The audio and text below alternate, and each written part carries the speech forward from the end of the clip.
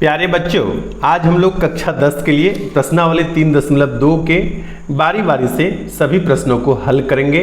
और आज जो हम लोग हल करेंगे वो ग्राफ पेपर पर हल करेंगे। ग्राफीय विधि से बनाएंगे दो चर वाले रैखिक समीकरण को। तो सबसे पहले यहाँ पर प्रश्न दिया हुआ है और प्रश्न पढ़कर जानते हैं कि प्रश्न क्या दिया हुआ है।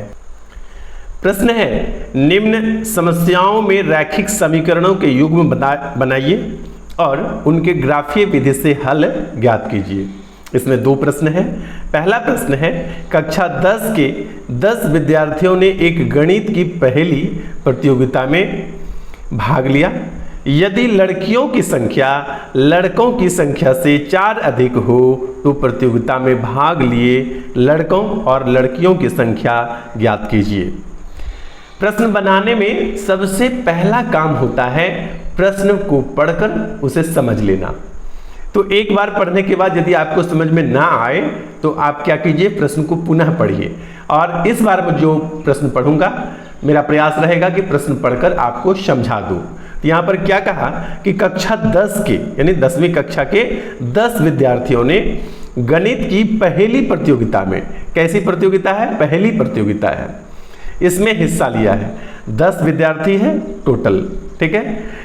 अब आगे दूसरा बात क्या कह रहा है, फुल स्टॉप के बाद क्या कह रहा है कि यदि लड़कियों की संख्या लड़कों की संख्या से 4 अधिक हो, क्या कहा, जितने भी लड़के हैं ना उससे 4 ज्यादा है लड़कियों की संख्या। टोटल संख्या विद्यार्थियों की 10 और 10 में यदि लड़कों की संख्या मान लिया जाए कि 10 होगा तो लड़कियों की संख्या उससे 4 अधिक होगी।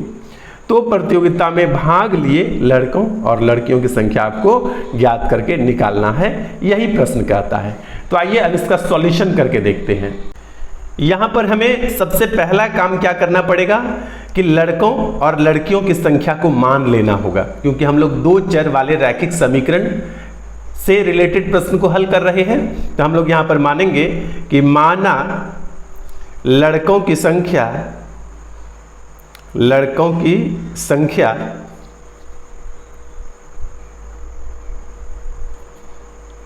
x एवं लड़कियों की संख्या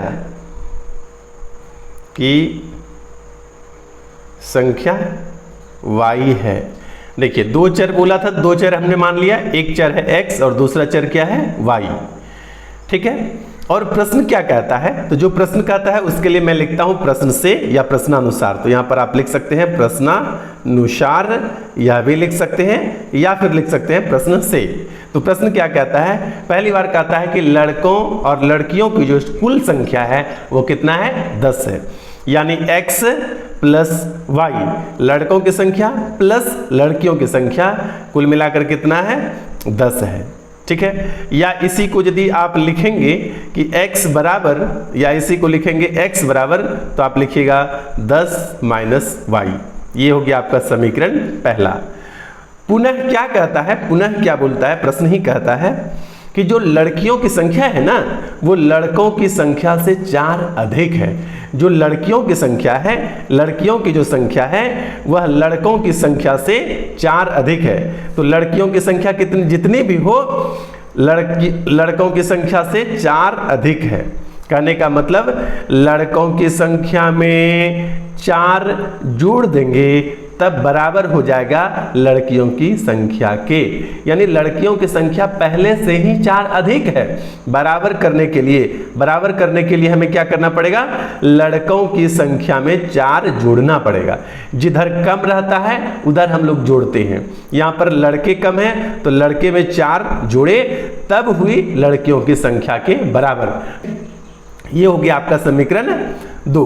दोनों समीकरण की मदद से हम लोग क्या करेंगे, x के 3 मान और y के 3 मान ज्ञात कर लेंगे। आइए हम लोग दोनों का क्रम से टेबल बनाते हैं। यहीं पर बना लेता हूं, यहां पर टेबल, ये टेबल खींचते हैं। और यहां पर क्या है, y का मान पहले तो y लिख दीजिए यहां पर, और x यहां पर। तो y बराबर क्या रखें, कुछ भी रख सकते हैं अपने मन से, कुछ भी। जैसे y बराबर मैं 5 रख देता हूं।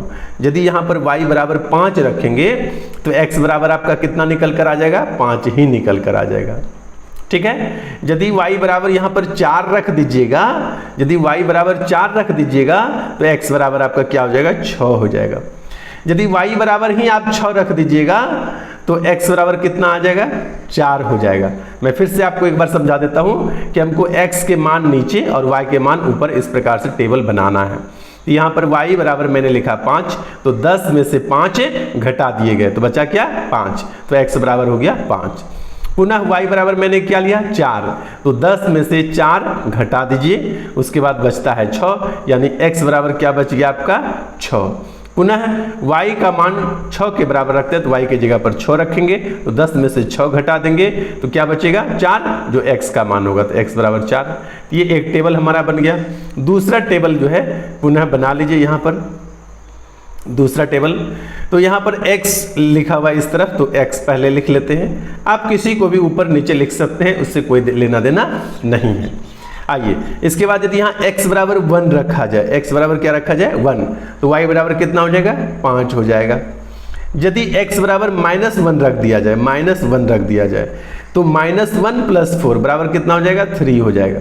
x बराबर क्या रख रहे हैं, 2 रख दे रहे हैं, x बराबर कितना, 2, x बराबर 2, तो y बराबर कितना हो जाएगा, 4 + 2, y बराबर कितना हो जाएगा, 6।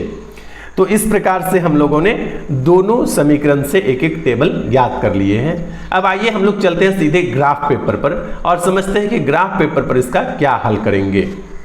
ये आप जो देख रहे हैं ये है ग्राफ पेपर, और ग्राफ पेपर में जैसा कि आप देख रहे होंगे कि ये जो एक लाइन है बीच में थोड़ी हल्की मोटी मोटी लाइन है, यहाँ से इस तरह से देख रहे हैं, ये मोटी लाइनें हैं, ये मोटी लाइनें हैं, ये तो यहाँ पर इस 2 मोटी लाइन के बीच, या इधर से खड़ी लाइन भी देखिए मोटी है यहाँ पर, तो यहाँ से यहाँ तक के बीच जो छोटी छोटी ये घरें हैं 10 है, इसकी संख्या कितनी है, 10। यानी हम क्या कह सकते हैं कि 10 छोटा घर बराबर 1 इकाई। ठीक है, यहाँ पर लिख देना चाहिए कि x अक्ष पर, यहाँ पर हम लोग लिख देते हैं कहीं एक तरफ है, x अक्ष पर 10 छोटा घर बराबर 1 इकाई। क्या लिखेंगे, 1 इकाई। पुनः क्या करेंगे, इसी प्रकार से y अक्ष पर भी लिख देंगे, y एक्सिस पर, y अक्ष पर भी 1 इकाई, 1 इकाई। ये कहने का मतलब क्या हुआ कि सीधी खड़ी रेखा जो हम लोग खींचते हैं वो होता है आपका x अक्ष, और जो इधर से रेखा खींचते हैं वो होता है y अक्ष। 2 एक्सिस होता है, ये हुआ आपका, इसको बोलते हैं y एक्सिस, y अक्ष। ये क्या है, y एक्सिस, y और y डैश। ठीक है, अब एक मैं x एक्सिस ले रहा हूँ, जो इधर से लाइनें खींची जाती है इस तरह से, इसको क्षैतिज बोलते हैं, और क्षैतिज लाइनों को क्या बोलते हैं, x एक्सिस। ये x अक्ष है, यहाँ पर x डैश लूँगा और यहाँ पर x लेना है। तो ये जो मिलन है ये 0 है, और इस बिंदु से बाईं ओर जब बढ़ेंगे ये -1, ये वाला -2, यहाँ पर -3 x एक्सिस पर, और इस 0 से यदि आप नीचे आते हैं तो यहाँ पर -1 और यहाँ पर -2 है। यदि इस बिंदु से आप दाहिने बढ़ते हैं ये धनात्मक मान होता है 1, ये 2, ये 3, 4, 5, 6 और 7, 6 तक ही वैल्यू आया है। पुनः 1, 2, 3, 6 और ये 7। ठीक है, अब जो हमने टेबल बनाया था, टेबल में क्या क्या मान आया था उसको देखना है। तो सबसे पहले टेबल के लिए जो भी था मैं यहाँ पर टेबल लिख लूँगा, दोनों टेबल को मैंने यहाँ पर लिख लिया है। और इस तरह से लिखने का कोई नियम नहीं है कि इस तरह से लिख लेना चाहिए, ऐसा कोई नियम नहीं है, लेकिन मुझे बार बार पेज उलट कर देखने पड़ते, इसलिए मैंने यहाँ सुविधा के लिए लिख लिया है।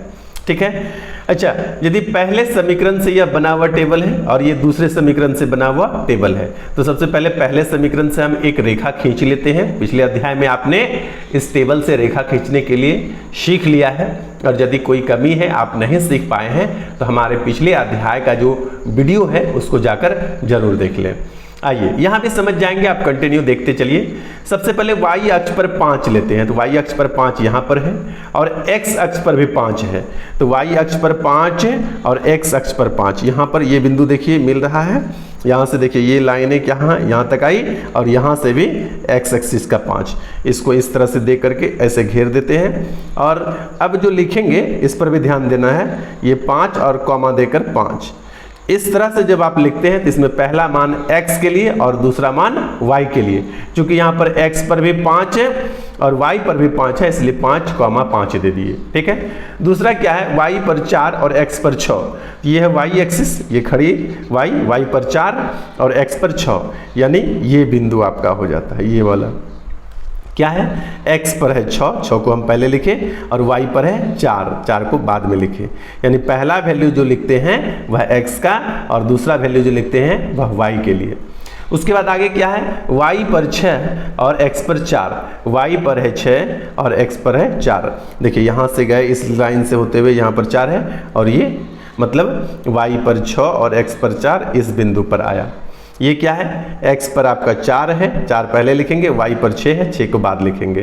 तो इस प्रकार से घेर दीजिए। यह 3 बिंदु से मिलाकर क्या करेंगे कि हम स्केल की मदद से एक लाइन खींच देंगे। ठीक है। तो ये है हमारा स्केल और इस स्केल की मदद से जो है हम एक लाइन खींचेंगे और इस तरह से ये एक लाइन खींच दिए। लाइन में दोनों तरफ आप तीर का चिन्ह दे देंगे कि लाइन को बढ़ा सकते हैं। और यह जिस समीकरण के द्वारा यह लाइन खींचा गया है उस समीकरण को भी यहाँ पर दिखा सकते हैं। तो कौन सा समीकरण के द्वारा खींचे हैं, यह समीकरण था हमारा x plus y is equal to 10, इसी समीकरण से ये बना है। ठीक है। अब दूसरा हमारा समीकरण जो था उसके द्वारा मैंने ये दूसरा टेबल बनाया है और दूसरे टेबल के सहारे भी एक और रेखा हम खींच लेते हैं ग्राफ पेपर पर। क्या है, x एक्सिस पर x अक्ष पर 1 लेना है, तो x अक्ष पर हमारा 1 यहाँ पर है, 1 यहाँ पर है और y एक्सिस पर क्या लेना है, 5। तो ये देखिए ये बिंदु जो है x एक्सिस पर 1 और y एक्सिस पर 5 है, तो इसको ब्रैकेट दे करके इस प्रकार से 1 x एक्सिस के लिए पहले और y एक्सिस के लिए 5 बाद में लिख दिए। दूसरा क्या है, x एक्सिस पर -1 और y एक्सिस पर 3 लेना है। तो ये देखिए x अक्ष पर यहाँ पर -1 है और यहाँ पर प्लस y एक्सिस पर +3 है। तो इसको क्या करेंगे कि x एक्सिस का मान पहले लिखते हैं, तो -1 पहले लिख दीजिए और y एक्सिस का मान बाद में लिखते हैं, तो 3 बाद में लिख दीजिए। ठीक है। उसके बाद तीसरा है x अक्ष पर 2 और y एक्सिस पर 6 लेना है। तो x एक्सिस पर 2 यहाँ पर है और y एक्सिस पर 6 यहाँ पर है। ठीक है। तो इस प्रकार से इसको ले लेंगे, x वाला मान पहले और y वाला मान बाद में, तो 2 और 6 लिख दिए। और इस तीनों बिंदु को भी स्केल की मदद से क्या करेंगे कि मिला देंगे। तो स्केल ऐसे रखा मैंने और स्केल रखने के बाद क्या है कि इसको हम मिला देते हैं और इस तरह से हम इसको मिला देते हैं। ये मिला दिए और इसमें भी आप तीर का चिन्ह इस प्रकार से दे दीजिए। और यह रेखा जिस समीकरण के द्वारा बना है उस समीकरण को आप लिख दीजिए। तो ये समीकरण था y बराबर x प्लस 4, y बराबर x प्लस 4 दूसरा समीकरण था। यानी लड़कियों की जो संख्या है लड़कों की संख्या से 4 अधिक है। जहां पर दोनों रेखाएं कट रही है, देखिए इस बिंदु पर दोनों रेखाएं कट रही है। कौन सा बिंदु है, x एक्सिस पर 3 है, x एक्सिस पर यहां पर क्या है 3 है, y एक्सिस पर क्या है 7 है। यही आपका क्या होता है, यही बिंदु उत्तर होता है। यानी आप नीचे लिखेंगे अतः लड़कों की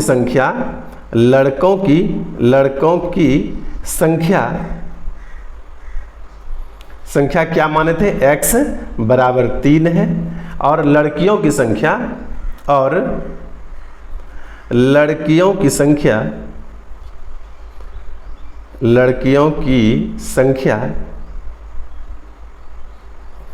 y और y बराबर कितना आया है 7। कोई दिक्कत नहीं, आप दोनों को जोड़कर भी देखेंगे तो 7 और 3 10 और दोनों के बीच अंतर जो है यानी लड़कियों की संख्या लड़कों की संख्या से 4 अधिक भी है।